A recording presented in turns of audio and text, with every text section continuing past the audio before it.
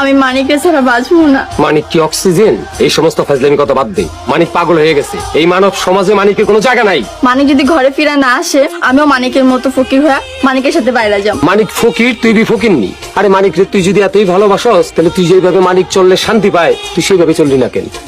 সবাই মিল্লা ছেলেটারে চাপতে চাপতে বিতিষ্টা কইরা ফেলাইছি। মানিক যেমনে চায় আমি সেইভাবেই চলবো। তুমি আমার মানিক রাইনা দাও আব্বা। আক্কেল আলী, বাড়ি আসো। আসসালামু আলাইকুম। ওয়ালাইকুম আসসালাম। জামাই তো অনেক বাড়াবাড়ি করতেছে। জামাই আবার কি করলো?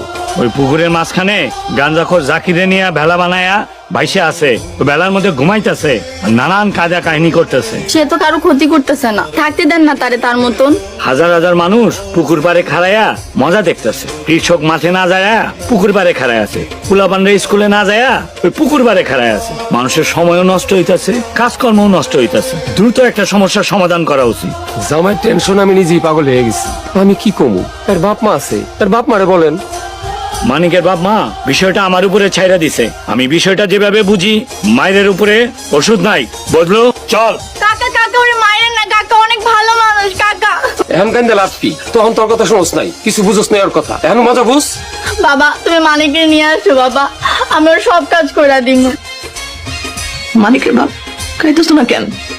মানিকের মা, তুমি খাও না কেন? আমার কিছু খাইতে ইচ্ছা করতেছে না, মুখটা ভারী ভারী লাগতেছে।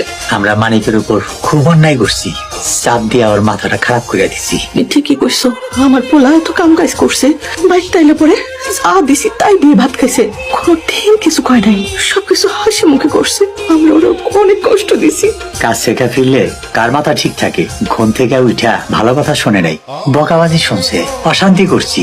মানিক বিয়ার আগে তো আমি সব করছি, তুই হাতে কাম করছি, রান্না বান্না করছি। আমার শরীর স্বাস্থ্য আগের মতোই আছে। আমি এখন থেকে সব রান্না বান্না করি। আর বউ যদি আরাম করতেছে করুক, আমার কোনো আপত্তি নাই। আমার মানিক আমাকে বাড়িতে থাকুক, আমার বুকে থাকুক। আমি তোমার সব কাজে সাহায্য করব, তাও বলো বাড়িতে থাক। চেয়ারম্যান সাহেব, আসসালামু আলাইকুম।